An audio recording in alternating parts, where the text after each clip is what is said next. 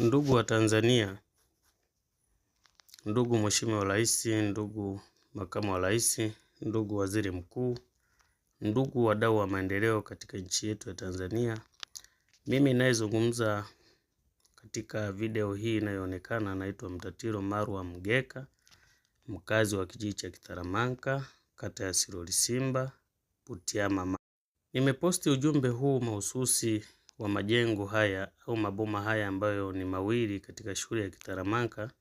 Haya majengo yamejengwa kwa nguvu za wananchi mwaka 2023. Mpaka sasa ni miaka 4 au 3 hayajaezekwa. Majengo haya tuliahidiwa kuezekewa na serikali, kwa sasa hayajaezekwa. Hivyo sementi na nguvu za wananchi wanaona kama zinaenda kupotea.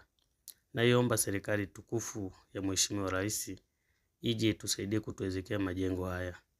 Tunaumia kwa sababu tumetumia jasho letu kwa kuunga mkono jitihada za serikali pale zinapokuwa zinahitajika.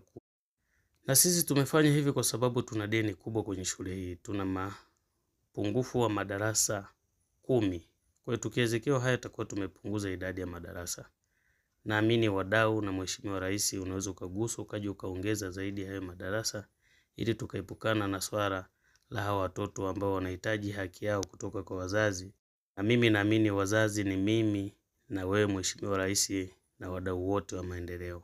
Nashukuru sana, niseme kazi na utu, tunasonga mbele. Asanteni.